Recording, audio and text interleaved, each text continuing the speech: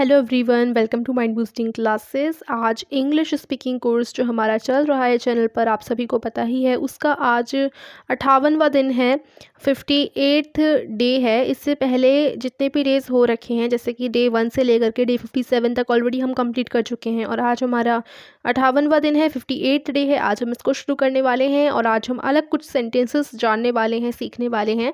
तो अगर आपने पिछले डेज़ की वीडियो नहीं देखी है तो मैं आपको डिस्क्रिप्शन में प्लेलिस्ट की लिंक दे दूंगी। इंग्लिश स्पीकिंग कोर्स की प्लेलिस्ट की लिंक में जाकर के आपने जो वीडियो नहीं देखी वो आप वीडियो देख सकते हैं। तो अभी हम स्टार्ट करेंगे। तो आज के 58th डे में हम क्या देखने वाले हैं, विवाह समारोह में, यानी जब आप कोई वेडिंग अटेंड करते हैं तो तब आप कौन कौन से सेंटेंसेस बोल सकते हैं, क्योंकि आप नॉर्मली जो हिंदी में सेंटेंस बोलते हैं विवाह समारोह में, उसको हम इंग्लिश में कैसे बोले, यही आज हम देखने वाले हैं इस वीडियो में, जो कि 58th डे की होने वाली है। और भी बहुत सेंटेंसेस हैं। इसके बाद आपके देखो सिनेमा में बोले जाने वाले सेंटेंसेस, फिर हम अलग अलग टाइप के सेंटेंसेस देखेंगे इस वीडियो में। तो शुरू करते हैं। उससे पहले अगर आपने हमारे चैनल को सब्सक्राइब नहीं किया तो सब्सक्राइब कर दीजिए, बेल आइकन ज़रूर आप प्रेस ऑन कर लीजिएगा, ऑल पर लगा लीजिएगा, जिससे आपको हमारी जब भी वीडियो आए इंग्लिश स्पीकिंग कोर्स की तो आपको वीडियो की नोटिफिकेशन मिल जाए। तो फर्स्ट सेंटेंस है, बारात कहाँ से आई है। वेयर हैज़ द बारात कम फ्रॉम। बारात कहाँ जाएगी, वेयर विल बी द, या फिर आप देखो आप ऐसे बोलोगे, वेयर विल द बारात बी गोइंग, कि बारात कहाँ जाएगी। क्या आप लोगों में दहेज की प्रथा है, do you have the dowry system. दहेज की प्रथा को हम डावरी सिस्टम बोलते हैं। विवाह का मुहूर्त कब का है, व्हेन इज द मुहूर्त फॉर वेडिंग। मैं दूल्हा दुल्हन को देखना चाहता हूँ या चाहती हूँ, जो भी हो, तो आप I want to like to see the bride and groom, या फिर I would like to see the bride and groom, कुछ भी कर सकते हैं। देखो आप कैसे बोलोगे, देखो आप ऐसे बोलोगे, ये वुड लाइक टू अलग है। मैंने सबसे पहले जो मैंने सेंटेंस बोला था वो आई थिंक थोड़ा सा रॉन्ग बोला था। आप ऐसे बोलोगे, I want to see the bride and groom, ठीक है। और सेकंड सेंटेंस आप ऐसे बोल सकते हैं, I would like to see the bride and groom, okay, इस तरीके से। तो ध्यान रखिएगा इस बात को। शादी या फिर पार्टी बहुत अच्छी रही, तो अगर शादी है तो वेडिंग बोलोगे, पार्टी है तो आप पार्टी ही बोलोगे ऑफ कोर्स। तो वेडिंग वॉज वेरी गुड या फिर the party was very good, तो उस हिसाब से जो भी है वो आप बोल सकते हैं। उसके बाद, यह छोटा तोहफा स्वीकार करें, please accept this small gift, या फिर please accept this little gift, कोई भी वर्ड यूज़ में आ सकता है। फिर सिनेमा में बोले जाने वाले कुछ सेंटेंसेस हैं, यहाँ कौन सी फिल्म लगी है, which film is running in this cinema hall, या which movie is running in this cinema hall, तो मूवी है, फिल्म है, कुछ भी बोल सकते हो। क्या यह फिल्म अच्छी है, is this a good movie, क्या यह फिल्म अच्छी है, is this a good movie. इस फिल्म में कौन कौन से कलाकार हैं, who all are acting in this movie, या फिर कलाकार जितने भी होते हैं ना उनको कास्ट कहते हैं, तो what is the cast in this movie. Balcony का एक टिकट दे दीजिए, please give me a ticket for the balcony. Film किस समय शुरू होगी, एट वॉट टाइम, या फिर when will the film start, तो at what time movie start या फिल्म स्टार्ट आप बोल सकते हैं, या फिर when will the film start या when will the movie start बोल सकते हैं। उसके बाद आप प्लेग्राउंड में, खेल के मैदान में कुछ खेल रहे हैं, आपको सेंटेंसेस हिंदी में बोलने के बजाय इंग्लिश में बोलने हैं। तो जैसे अगर आप हिंदी में आपको बोलना है, मैं आज फुटबॉल, हॉकी, क्रिकेट मैच, कुछ भी है, मैं आज फुटबॉल मैच देखना चाहता हूँ, मैं आज हॉकी मैच देखना चाहता हूँ, मैं आज क्रिकेट मैच देखना चाहता हूँ, आप ऐसा बोलना चाहते हैं इंग्लिश में, तो आप बोल सकते हैं, I want to see a football match today, I want to see a hockey match today, I want to see a cricket match today, जिसका भी मैच है आप बोल सकते हैं। मैच किन टीमों में बीच हो रहा है, मैच किन टीमों के बीच हो रहा है, ओके। सो आप इसके लिए यूज़ कर सकते हैं, मतलब इन वर्ड्स का यूज़ कर सकते हैं। देखिए, मैच किन टीमों के बीच हो रहा है, या आप पूछ रहे हैं तो क्वेश्चन मार्क तो आएगा ही। अगर आप लिख रहे हैं सेंटेंस को तो आप ऐसे लिखेंगे, which teams are playing the match, ठीक है। और अगर बोल रहे हैं तब भी आपको यही बोलना है, which teams are playing the match, तो इसका मतलब हो जाता है कि कौन कौन सी टीम के बीच मैच हो रहा है। मैच किस समय शुरू होगा, तो when will the match start, when will the match start. उस खिलाड़ी का नाम क्या है, हु इज़ दैट प्लेयर, तो अगर आप हु इज़ दैट प्लेयर बोलोगे तब भी वो सही है। अगर आप बोलेंगे what is the name of that player, तो वो भी सही रहेगा, पर आप हु इज़ दैट प्लेयर भी बोल सकते हैं, ठीक है। कल खेल में कौन जीता, who won the match yesterday, आपको कौन से खेल पसंद है? What games do you like? अब टूरिस्ट ऑफिस, पर्यटन कार्यालय में आप कैसे बात कर सकते हैं, बातचीत कर सकते हैं इंग्लिश में। तो इस शहर में कौन कौन सी जगह देखने लायक हैं? Which are the worth seeing places in this city? मैं अंजता और एलोरा की गुफाएं देखना चाहता हूँ या चाहती हूँ। I would like to see या I would like to visit the Ajanta and Ellora caves. Mathura जाने के लिए ट्रेन ठीक रहेगी या bus? What's the best transport to Mathura, train और बस? आगरा में कहाँ ठहरना चाहिए? Where should I stay in Agra? उसके बाद मुझे दिल्ली बहुत अच्छा शहर लगा। I liked Delhi a lot. मुझे एक टूरिस्ट गाइड चाहिए, कहाँ मिलेगा? I want a tourist guide, where will I get one? Where will I get one यानी कहाँ मिलेगा। अब होटल में होने वाली बातचीत, क्या कोई कमरा खाली है? Is there any room available in this hotel? Single या फिर डबल बेड के कमरे का क्या किराया होगा? What do you charge for a single bedroom, for a double bedroom? आप कुछ भी बोल सकते हो, डबल बेडरूम है तो डबल बेडरूम, सिंगल आपको बोलना तो सिंगल बेडरूम। तो what do you charge for a single bedroom या what do you charge for a double bedroom? मेरा सामान कमरा नंबर 6 में ले आओ। अब सामान को आप बैगेज बोलें या लगेज बोलें, कुछ भी आप यूज़ कर सकते हैं। जैसे अगर मैं बैगेज बोलना चाहूँ तो मैं बोल सकती हूँ take my baggage to room number 6 please. मेरा नाश्ता कमरे में भेज दीजिए।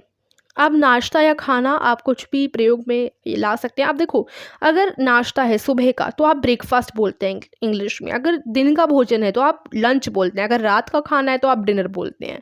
तो मान लो अभी मुझे लंच करना है तो मैं बोलूँगी please send my lunch in my room.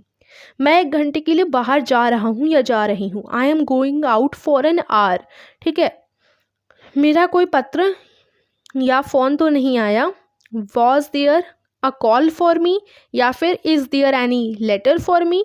कोई मिलने आए तो कमरे में भेज दें। Please send my visitors to my room. मुझे गर्म पानी चाहिए, मुझे ठंडा पानी चाहिए। इसको बोलेंगे get me some hot water, get me some cold water. Press वाला अभी तक नहीं आया। प्रेस वाले को हम लॉन्ड्री मैन बोलते हैं। The laundry man hasn't come yet. अब नौकर से, सर्वेंट से कैसे बात की जा सकती है? बाजार से सब्जी ले आओ। Get some vegetables from the market. सामान कोऑपरेटिव से लाना। Get the stuff from the cooperative store या get the things from the cooperative store. मुझे 5 बजे जगा देना। Wake me up at 5 o'clock। यह चिट्ठी लेटर बॉक्स में डालाओ। Go and post this letter. कपड़े धुलकर आ गए क्या? Are the clothes back from the laundry? 1 cup चाय बना दो। Make me a cup of T. क्या खाना तैयार है? Is the food ready? अगर लंच है तो lunch ready, dinner ready, breakfast ready, कुछ भी बोल सकते हैं। ठीक है, उसके बाद आगे कुछ वाक्य आते हैं कि यहाँ पर डॉक्टर से बातचीत करते समय तो ये हैं, मुझे बुखार है, खांसी भी आती है।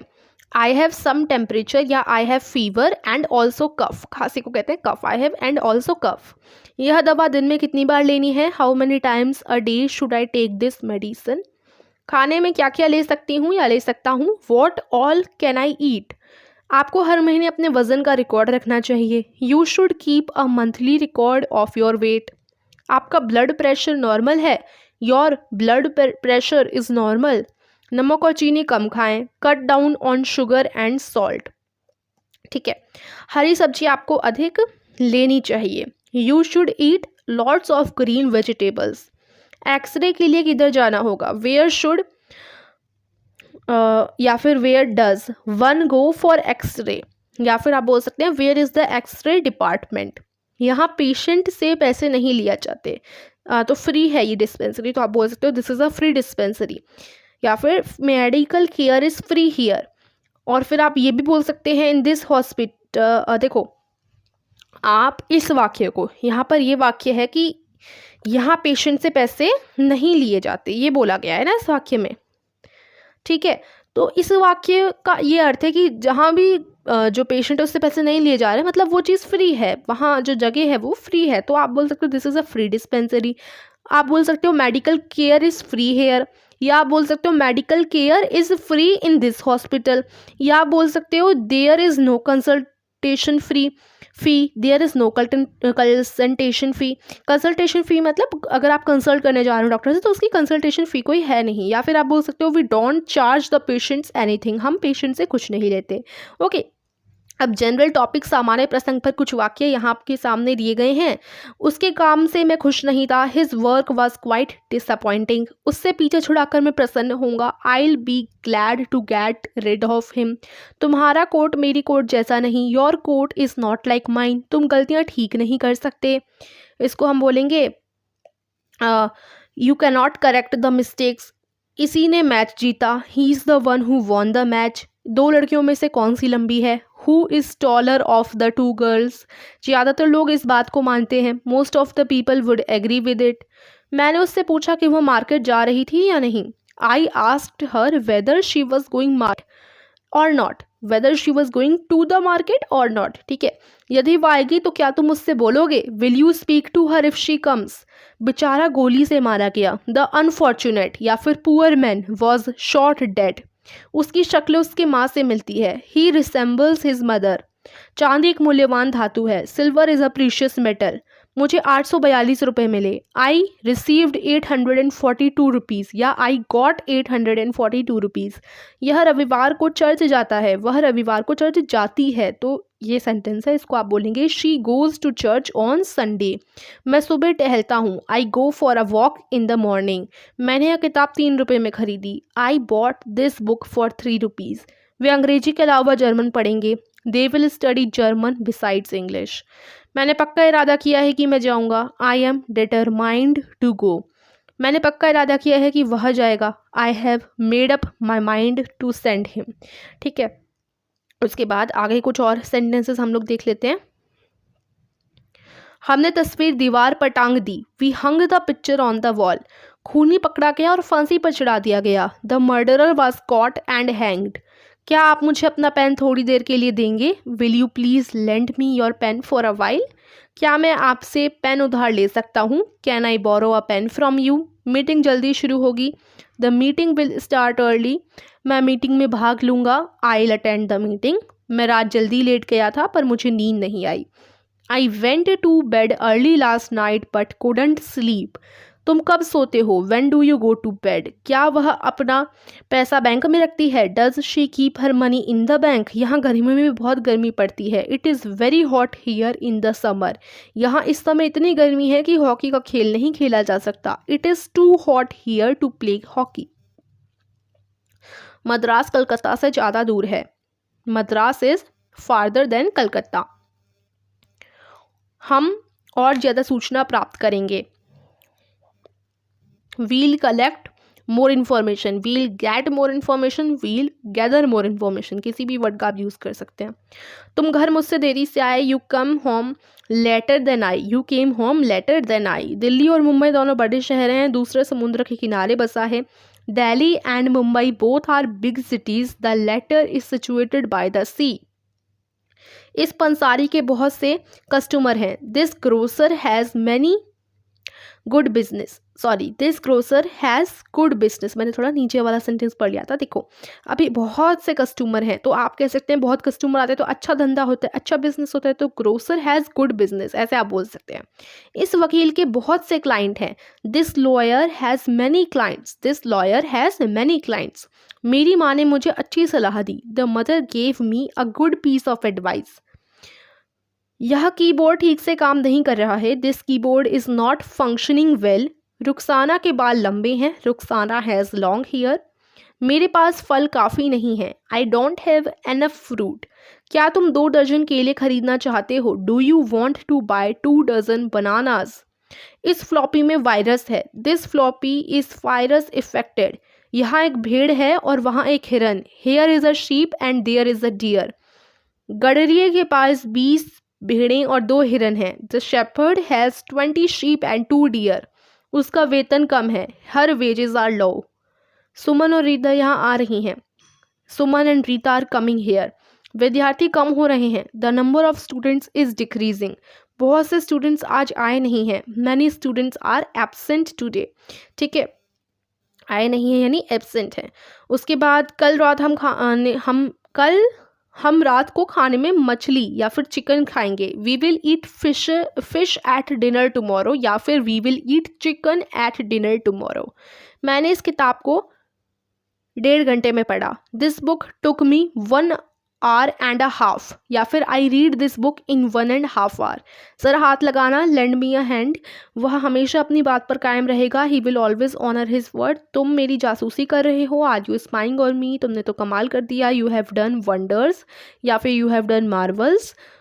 वह तो बिल्कुल छुई मुई है। She is a touch me not, तुम मेरी बात क्यों नहीं सुनते। Why don't you listen to me. अब यहाँ आगे आते हैं कुछ याद रखने वाली बातें। तो संबंध कारक जो जेनेटिव और प्रोसेसिव केस को दर्शाने के लिए अंग्रेजी में एक सरल विधि है जिसे एपोस्ट्रॉफ और एस कहते हैं। उदाहरण के लिए, the boy destroyed the birds nest. तो बर्ड्स नेस्ट, तो एपोस्ट्रॉफी लगा और एस लगा दिया उसके साइड में। तो हाँ, ये एपोस्ट्रॉफी वाली चीज़ तो हम समझ ही चुके हैं, ठीक है। तो विशेष ध्यान देने की बात यह है कि यदि उस शब्द के बहुवचन के अंत में एस हो जिसका कारक बनता है तो केवल एपोस्ट्रॉफी लगाते हैं। जैसे the boy destroyed the birds nest, ठीक है। लड़के ने पक्षियों का घोंसला उजाड़ दिया। जो निर्जीव पदार्थों के नाम होते हैं उनके नाम के साथ एपोस्ट्रॉफी और एस नहीं बढ़ते जाते, ठीक है, ध्यान रखिएगा। जैसे यहाँ पर हमने जो है एस लगाया, ये एपोस्ट्रॉफी के बाद एस लगाया, लेकिन जो निर्जीव पदार्थों के नाम होते हैं उनके नाम के साथ एपोस्ट्रॉफी और एस नहीं बढ़ते जाते। यहाँ संबंध कारक दर्शाने के लिए प्रीपोजिशन का प्रयोग करते हैं। जैसे doors of the gateway are made of iron, ठीक है, doors of the gateway are made of iron.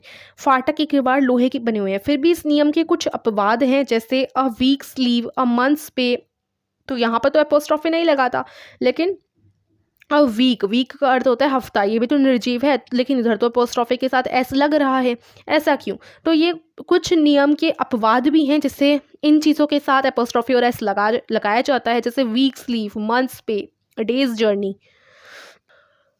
To their heart's content, in my mind's eye, a hair's breadth, a stone's throw, sun rays आदि वाक्यों में प्रयोग करके इन वाक्यांशों को मन में बैठा लेना चाहिए। तो आपको ध्यान रखना है, एपोस्ट्रॉफी और एस लगाया जाता है, इन सब में लगाया जाता है, भले ये निर्जीव हो। तो ये आप मन में बिठा लीजिए। और अगर आपको अभी अच्छे से समझना है इसको तो बार बार पढ़िए इस वाली जो सारी लाइंस आपको दे रखी है इनको, और अच्छे से इनको समझिए, ठीक है। तो आज का दिन यहीं पर समाप्त होता है। हमारे साथ बने रहिए कोर्स के साथ। जल्द ही कोर्स 60 डेज़ का है तो समाप्त होने ही वाला है। अगर आप बने रहेंगे, आई होप आपने अब तक तो बहुत कुछ अपनी इंग्लिश में इम्प्रूवमेंट किया होगा, और आप प्रैक्टिस करते रहिए and keep watching us. Thank you so much for watching.